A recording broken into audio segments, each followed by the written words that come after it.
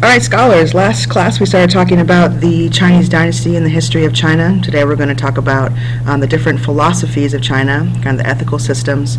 Not quite the same as religion because there's no deity, so it's just these ways of thinking, and we're going to see how that's going to shape and affect the history of China as well. All right, first up is Confucianism. If you remember from our talk about the Chinese dynasties, the Han replaced legalism with Confucianism. Shi Huangdi was a pretty harsh emperor. He believed in legalism. Remember that kind of harsh rules, but also harsh punishments. So he thought that in order to unify China, people had to obey him. But now the Han will replace that legalism with Confucianism, where instead of the emperor being at the center, now it's more about the families. So it's going to be very much about relationships, very much about having just and fair relationships, and we'll talk more about those relationships on the next slide.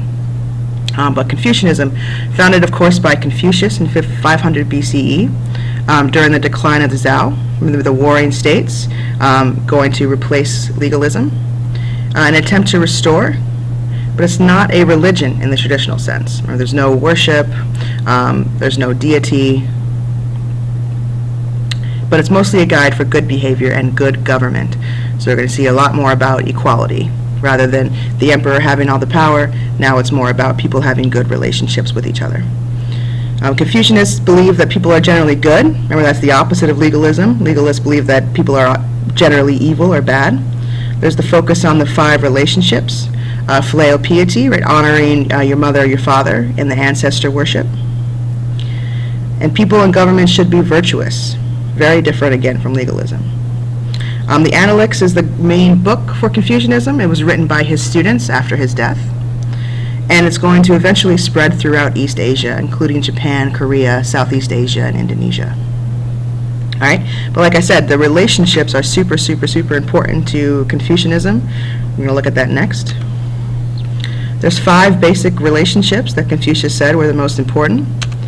The ruler and the subject, the father and the son, husband and wife, older brother, younger brother, and older friend and younger friend. Right? So this was very much about providing more orderly social relationships, ways for things to run smoothly. But there's not always equal, right? The father is going to have more power than the son. The ruler is going to have more power than the subject as well. But what Confucius said was that as long as the son is being obedient, right, is being loyal to his father, the father must be fair and just. Same with the ruler. So just because you're the ruler doesn't mean you have more power, but you have to pay attention to this relationship. The subject plays his role being loyal, the ruler plays his role being fair and just. All right, so let's get your thoughts on this now. Question, you can go ahead and pause it.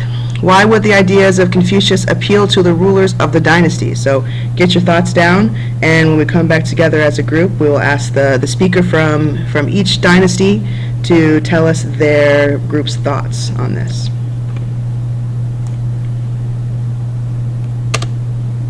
All right, 2 more. Taoism or Taoism. Now you might see this spelled with a T, or you might see this spelled, go away.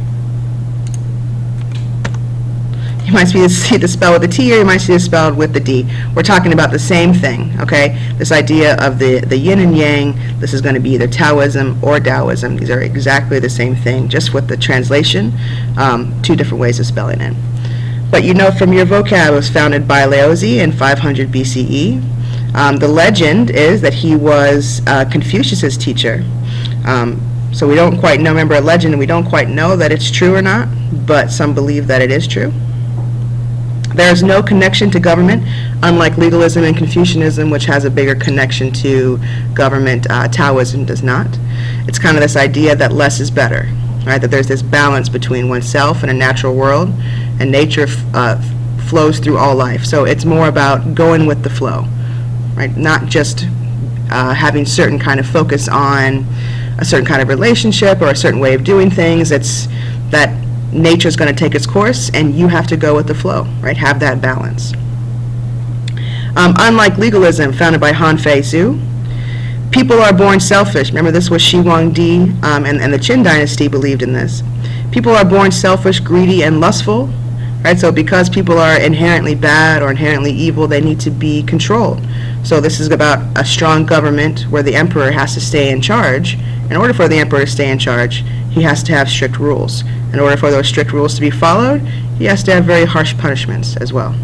But there will be a reward for good service, or a severe punishment if you break the rules. All right, some more questions for your scholarly minds.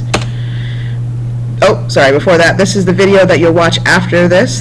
There'll be a link to this crash course, the China video, as well as a video on Confucianism to just kind of reinforce some of these ideas I've talked about in this video lecture. All right, and then your final thoughts. If you were a dynastic ruler, which philosophy would you choose for your government and why? All right, would you want to be that more harsh ruler with the harsh laws and the harsh punishments? Are you more kind of that go with the flow, yin-yang philosophy? Or would you go with Confucianism and more focus on those relationships and good order? And which philosophy for you would not work and why? All right, so go ahead and take a minute and answer those questions. When you're done, you can get started on watching the other videos and then get started on the web quest if you're in me and Ms. Cook class, or if you are in Ms. Johnson and Ms. Creech's class, you might be doing something else.